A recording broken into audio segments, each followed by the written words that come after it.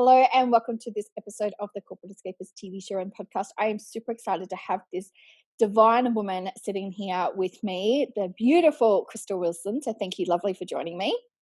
Thank you for having me. Oh, I'm so excited. Now, I just want to we've met obviously via social media, and this is what I love, that we get to connect with so many different people via social media, and obviously I've grown my business via social media as well. But you've got a really great story of it hasn't always been the corporate world, and you've gone on a journey of starting your own business and then sort of taking another turn as well.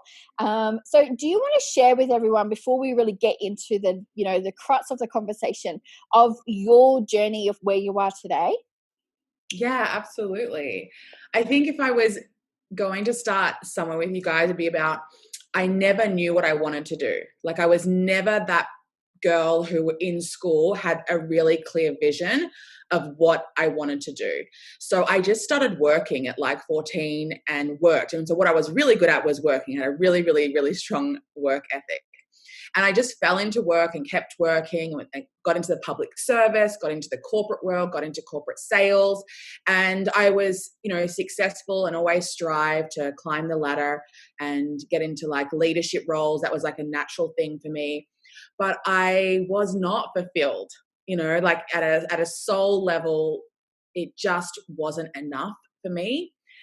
And I had so many, I had this really intense pressure, which you might actually relate to, of like, I just felt there was more that I was meant to do than sit in my cubicle and do what I was doing. And I used to have many moments sitting in my cubicle in different variations of jobs and just being like, there has to be more to my life than this for me, right? Like, the thought of doing what I was doing in corporate sales and in the working the public service and doing that until I was like 60, 70, I don't know what their retirement age is now, but like, I feel like they keep bumping it up, was just so uninspiring to me. Like, I just felt in my soul and my heart, I could do more if I wanted to do more, and that I would be supported if I chose to do that.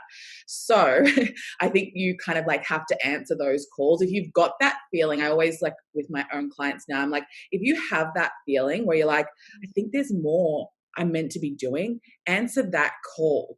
That is like, I don't know what your belief systems are, God, source, universe, soul, spirit, whatever you want to call it, letting you know that there is more for you. And a lot of people don't answer that call, and they keep themselves small. So I was open and ready for something. Like, I was like, show me what that something is. And my first introduction to doing something that was not 9 to 5 and kind of working for myself, and definitely different to what a lot of other people are doing, is actually network marketing. And so I was introduced to a company, and my first experience of like working for myself, it's not a fully working for yourself experience, but it was my first, toe in the pond, was incredible. Like, I just got that taste of freedom and control, and like, I could take lunch when I wanted to take lunch, and I could go on holidays when I wanted to go on holidays, because I, from a very, very, very young age, which I think a lot of people have, like that entrepreneurial spirit, like, you cannot tell me what to do. Like, I don't want to be told what to do. I don't want to be told when to do it. Just let me do me. And that was really a big driving force of like never having a boss tell me what to do. So my first experience of like that taste of freedom and having a bit more control over my life was in network marketing, which is incredible. And I learned so much about myself and business, so many highs, so many failures, and just as equal and incredible as each other. And from network marketing, that really gave me like the confidence within myself that I could, if I really did want to go out on my own and create my own thing, that I could do that. So I'm so grateful for my time in network marketing, because I may not have answered the big call that I'm doing now if I hadn't have had that transition. And so I spent about 5-6 years in network marketing, and so many incredible experiences and learnings and lessons. And then I was like, oh, this doesn't feel right anymore. All of a sudden, like I created this huge identity and success in this business, and I'd become a leader in this company. And then all of a sudden I was like, oh no, I'm getting that soul thing again, where I'm like, all of a sudden this doesn't feel right anymore. Like this isn't what I thought. I had arrived at the thing I was meant to do. But I got that definite call again that no, this was just a stepping stone of where I was meant to go. And so then I had to answer the next call, and that was launching my business, which is She Who Dares. I love it. I love it so much. And I can resonate so much with it, because there is that feeling that you sometimes get, and you wake up and you go, is this it? Is this it? Like there's just no other way for it. And, for me, it literally took the universe to go, well, here, we're going to smack you down. So you actually take the time to listen. So congrats on you, like to actually listen and not have to go through the pitfalls, I guess, that I did. Don't, babe. I did. I call it like the universe brought me to my knees many times. Like I'm giving you like the footnotes, but you know how you're saying like you weren't listening. I'm saying I answered the call, but the truth is, no, I needed to get hit with a truck. I got hit in the back. Like I had to go through that process of the universe bringing me to my knees, which is a beautiful gift, right? Yeah, absolutely. And like I really love how you've said that, you just knew that there was more. And so many times that we hear people say this. Now, 5 years ago, I was not into woo-woo spirituality, like whatever you really want to call it. My niece calls it hippy dippy stuff, like like I was not into it. But I always felt that there was something else, that, either something else was guiding me or, directing me to where it wanted to be. And as I started then, obviously exploring the spirituality, I got what it is. So I think, for people out there that may not be into the spirituality of it, but you still get that gut feeling. Like I think as women also, we have this intuition that gets on high alert sometimes, that we either push to the side, or sometimes we just need to sink in, like you said, and really feel and answer that question. So I just want to say congratulations for you for doing it, because it takes a lot of courage for someone to actually sink into that and to really ask the questions to allow yourself to move forward. So big, huge congratulations on that. Thank you. Same to you. We wouldn't be doing what we were doing right now. We wouldn't be having this conversation on your amazing podcast if you hadn't answered your call. So exactly, yeah. So tell us about what you're doing right now, and because I love the concept of what it is, and really how you're, really going to be supporting so many different people. Yeah. So in the journey of actually realizing that my network marketing business wasn't for me anymore, that was like my brought to my knees moment, because I had created such a big identity around that role I was playing. And so it wasn't like, oh, I know what the next thing is. I went through a really deep personal development journey. I had to shed my identity, rebuild myself. It was it was like a dark night of the soul, and really, what do I want? Why am I here? I thought I had got what I wanted. I got it, realized I didn't want that. Now it's like, what?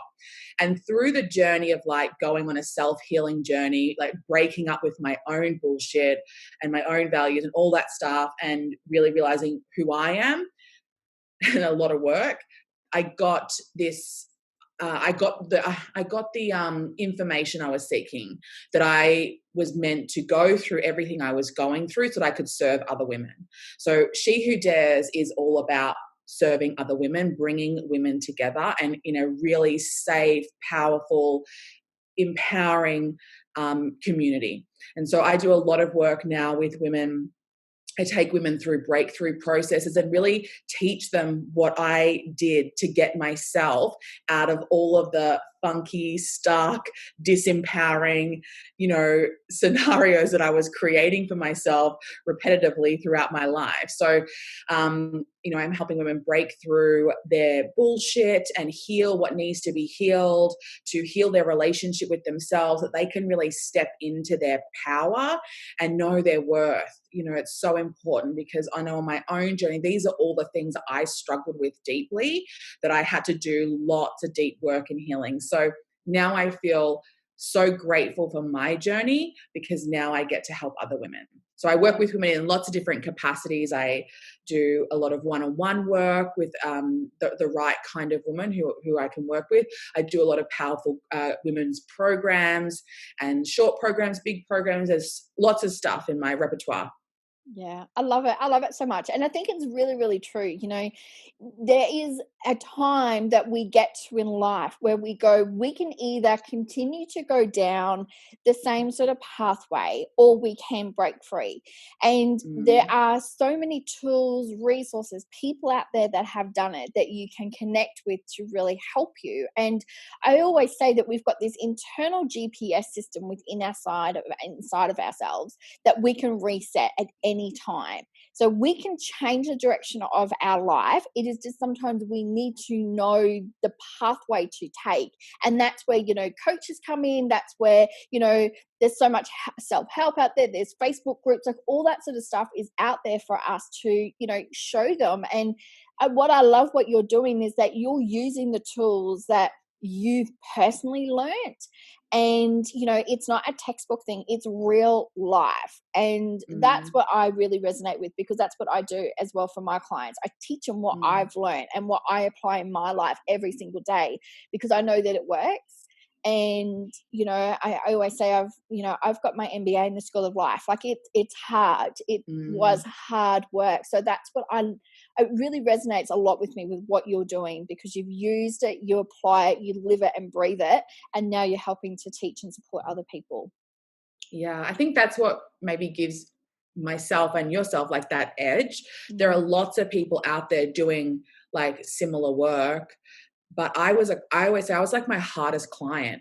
You know what I mean? Like no one, the breakthrough that I had, the breakdown and breakthrough and the whole rewiring process that I had to go to get here today was deep and profound. And so I went through it as a client. I know what it feels like to be a woman going through that and really battling yourself, and so self-loathing and such deep unworthiness, and then how to break through that. So I feel that like, yes, I'm trained and I have my certificates and all of that stuff, but that's not what really makes me good at what I do. It's that I've actually lived and breathed it. And, had the opportunity to work with so many women. Yeah. So I want to talk a little bit about, obviously, you've gone from obviously working in corporate, you've done the network marketing, but then obviously stepping out onto your own. What was that sort of leap like for you? I know obviously you've done the personal development side of it, but in a business sense, that, did you take the leap and go, I'm going to figure it out? Or did you have some steps and processes in place before you even, launched your business and, started to take on clients? No, I'm very much like, I get an idea, launch. You know what I mean? I always say like the how it's going to happen is not my responsibility. I just got to take the next step, and then the next step, and then the next step. Like I don't have it all figured out. Like I have a very big vision of where it's going, what it's going to be. Do I have any idea how it's going to get there? Absolutely not. And that's not my job. I'm just going to keep taking action, and I figure it out on the job. Like the amount of stuff that I'm figuring out right now, because I'm really at that level in my business where like I've done amazingly, and now it's time to call in like my soul tribe. Like I need to call in people who are going to actually help me to scale it, to get to that next level. And just like the little things like bookkeeping, admin, VA, like the little things that I'm doing everything on my own. And I've probably gotten as far as I can on my own. And now it's time to go, okay. So I'm really setting that big intention of like, okay, I'm ready for the next level. Who's going to come in and help me get there? Because I only know what I know. And I've done a lot of figuring out on the job, does this work? This doesn't work. Next thing, try this, and which has served me so well. But I'm definitely like calling in the people, the incredible women and men that I'm going to work with who just know that little bit more than me in like other areas that aren't my area of genius. I just want to stay in my area of genius, which is serving people and helping people break through, creating incredible content and courses and programs. That's my area of genius. Yeah, I love that so much. And I think as business owners, we think, obviously being in corporate, we go, okay, I want to go and start my own business. But we forget we've had a team behind us that sort of helps, do our job well. And when you step out, you're it. You're the face of the brand. You're the face of the business. You are the accountant. You're the marketer. You're the photographer, like everything with it. And So it is easy to lose that sort of sight. And what you just said is so important, is that stay in your zone of genius. And that's something that I've had to learn so quickly as well, that, for me to scale the business, I've had to bring on people.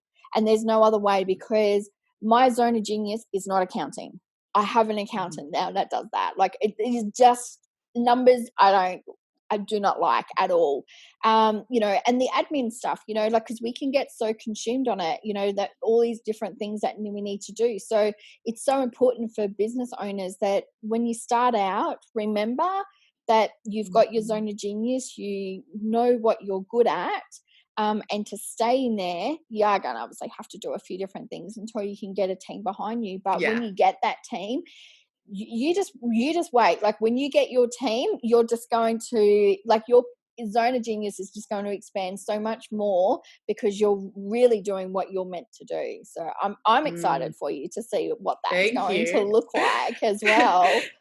And if you're watching this and you're like, oh, I feel like I might be a person who needs to be on her soul team, please message me, because I'm like putting my feel, and I'm really big on I don't, people are like, I'll just post, and I want recommendations. Like I work on like that. If it's got to feel right, if, that kind of thing. So I'm very excited for the next stage of She Who Dares, because I've got it as far as I can on my own. And I know that I'm going to call in some incredible people who are going to help me take it to the next stage, which only means like more lives impacted, bigger community, like just more of everything I'm doing at a much larger scale.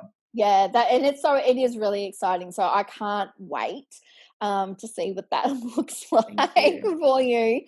So what has been some of the, I guess, the hurdles? Like I like to really, find out, because it's not easy starting the business. And, when we're very big visionary people, like we have these big dreams and goals.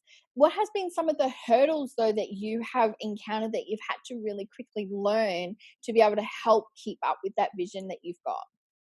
Yeah. I think the first one, the biggest hurdle, was initially going from like as much as I craved freedom and didn't want to be told what to do, I had grown up and lived in a world where I was systematically, constantly told what to do and when to do it.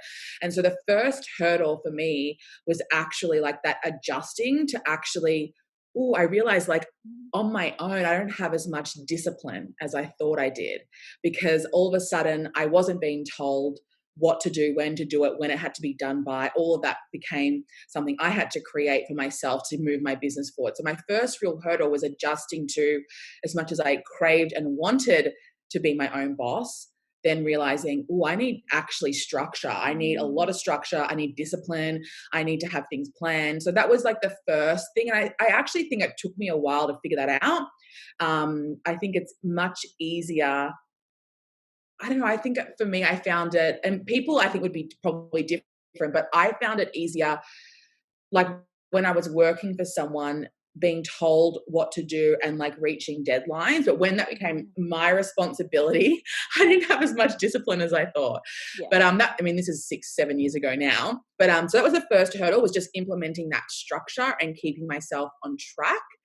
And I think the biggest hurdle is just what we spoke about. If I'm looking at my business now, it's that I could have moved quicker in bringing in people. And I definitely feel like I've had She Who Dares now for over 2 years. And so I think I've stunted the growth by not moving quick enough and being ready enough when I was earning enough money in the business to actually reinvest in other people to take me to that next level. So I've always done lots of growth and courses, but actually bringing on staff, team. So I could have done that. I think I could have done that 6 months ago. Yeah. Really in last year. They're two really powerful things, because, first of all, when it is just us, like we do think that we're disciplined people, and, now when you have all the freedom, like it's easier to get distracted. Like I find it, especially when I'm working from home, like it's, oh, the washing's got to be done, the dishes need to be done, or what's for dinner, like, you know, all those little bits and pieces. Dude, I'm scrubbing walls. I'm scrubbing. I've got a long list of shit to do, and I'm like, oh, that's a spot. Let me get the sugar soap and like scrub the walls. Like, oh my God, what is going on? Yeah, exactly. And now I've gotten to a point going, no, you know what? This is my time. Like I start work normally at 9 o'clock so that I've got my mornings free. But then come 5 o'clock, I switch off from work. And now if I have to work, you know, later, that, you know, that's fine. But then I know that that's either family time, that's, you know, time with my partner, you know, or it is doing the boring household chores, but you know, they don't get done during the day. And if, you know, people say you want to catch up for a coffee, this is the biggest thing that I found. They'll go and come for a coffee, you know, you're just at home. And it's like, I'm running the business here. Like, you know, I have to pay myself some way. Yeah. I actually get that a lot. Like, what are you doing? I'm like, oh, I'm like so working right now. Like, yeah, I feel you. That's so funny. Yeah. So I love that. And then the second thing that you said was, you know, how you potentially could have stunted the business growth. And I think that happens to so many people that, you know, we invest in ourselves, but we forget to invest in our business. And that is going whether or not we take somebody out, you know, take somebody on and, you know, help the business grow. So I think that they're two really crucial things that people really need to, you know, probably go back and re-listen to the points again, because, you know, it happens to all of us in business. And, you know, there is never a right time sometimes to bring somebody on, but if you find that you're getting bogged down in all that sort of stuff, it is time for someone to come on board.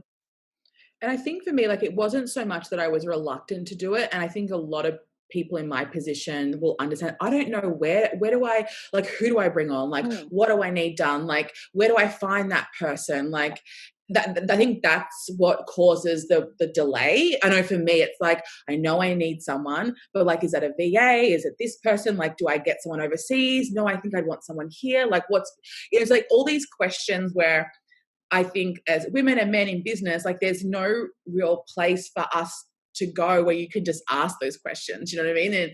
And get the information that you need. So I think that for me has been the block, is like, I don't really know exactly. I wish I could hire someone and say, this is what you need. Yeah, you need to do this, you need to do this and this and this, and here's my recommendations, go and hire them. I'd be like, and maybe you're out there and you do that, message me. So I think that is for me been the block. Yeah, no. And it is really hard because, you know, when you've done a lot of personal development work on yourself too, you are also mindful of the people that you bring on, because you want them to be an energetic match to you as well, and for them to see your vision of your business, because it is a baby. Like, it's our like little child that, you know, we're raising up, and we want to, you know, I guess have still that bit of control over, you know, what they're exposed to, what they can do, what they can't do. So, you know, there is still a lot to go on. So I completely get it. The biggest thing I had to do was surrender and literally just go, you know what? I know I need somebody. The universe is going to bring somebody that I need into my life, which they did. And, you know, and now like the team's growing even more, and it's still, you know, finding that rhythm and flow as new people come on as well. So surrender is easier, as you would probably know, than what, like, it's easier to say than what it is to do. So it's not an easy process. I am calling it in. I'm declaring it right now to all of you in the universe. I'm calling in my soul tribe. I'm ready. Please announce when you arrive. Yeah, love it so much. What would you say, as, you know, I obviously I talk to quite a lot of different people all around the world, and, you know, they've started their business, and, you know, they're 2 years, 5 years, even 10 years into their business, but they feel as though, you know, there's still that part of them that they've invested so much into the business. So tell me if it's not making sense, but when you've sort of birthed this business, you know, you've created it, and when they've put this energy into it, it's sometimes hard for them to still have that separation, I guess, to sort of come back to go, okay, that's the business, this is me, and still have that separation between the two, so that, you know, it's not then all so consuming every single day, every single hour of their life going into the business. Hopefully that will make sense. It does. I think for me that question really relates to my first like business experience in network marketing. There was no separation. Like it was like I lost who I was in the process of like creating this big team and in network marketing. And so that fall from grace was harder because I had attached so much of my identity to it and I didn't know how to separate it. So when I was like, oh my God, I don't think this is it anymore. Like this isn't, and I'm very kinesthetic. So it's like, I just feel it. And I'm like, this doesn't feel right or good anymore, which is my signal that I probably wasn't meant to do this anymore. That was really a difficult separation. Yeah. With this business, I mean, it just has a different energy. You know, I think when you're, for me, like having done that business and now this business, and I've worked for myself before, you know, as a sole trader and things like that. So I've had that glimpse of before. This one just feels different. This feels like I've always felt, as I said, that I was meant to do something much bigger than me. And this is bigger than me. This She Who Dares and what I'm doing has nothing to do with me. I'm just the vessel, the person creating it and bringing the people together. So I feel like I am able to separate, or more that it's not that I feel like I need to separate. I don't even feel like I need to. Like it's such a like soul. It's just deeper and bigger than me and work. And the clearer I get, the better it's getting. But yeah, so my advice would be, I mean, I think you just have to listen to what you need. And I do that. I'm good at that. Like I feel like throughout coronavirus, like I have not come up for air. Like that's what it feels like. It's like I switched off the news in March and had just been like, you know, head down, bum up. But I took 5 days off. You know, I knew I needed that break. And even though I didn't have time to have 5 days off, I went and I switched. You know, I didn't do any work. That was my whole goal. And I'm paying for it now, but it was worth the 5 days. Now I'm playing like catch up 5 a.m., 9 p.m. in the office. But, you know, so I think it's just listening to what you need and honoring that. Yeah. I think it's so true. You know, when we have a business that you're coming from a place of service, it is, like you said, so much bigger than you. So I can just resonate so much with everything you're saying. I just like going, oh my God, like she's like a 20-year-old version of me. Like it's just, you know, incredible. Well, I'm 36. I feel like we're the same age, so I'm a few years older, so you know. But yeah, it is just incredible, and I really love, like, obviously your passion and energy that you have, like really helping and serving people. That's what I think really has resonated so much with me, and you know, wanted to connect with you because you are coming from that place of service, and I feel that when you do that, you know, for me, I get so lit up and inspired even more because I know that I'm serving so many different people, and that helps actually fill my cup up as well. And you know, I always feel now, obviously as I've gone through this big spiritual sort of journey, that, you know, I'm here for a purpose, and I am living my purpose right now, to, you know, help and serve other people. And when you are filling that up, like it makes things a lot easier. And I don't know how to explain it to other people. It just feels that it's not a job. It's just a beautiful way of living life now. Yeah, it's flow.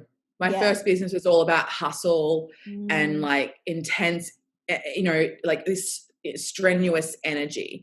And this one is just flow. And in the minute I feel myself stepping into that energy space, I just take a moment and I go, that's not how I want to build this. So I had to take, so it's all, for me, this is all about flow. And I think when you're on your soul purpose and doing what you're meant to be doing, and it's purpose and fulfillment and impact, that it's much easier to be in just flow. Yeah. Absolutely. Completely agree.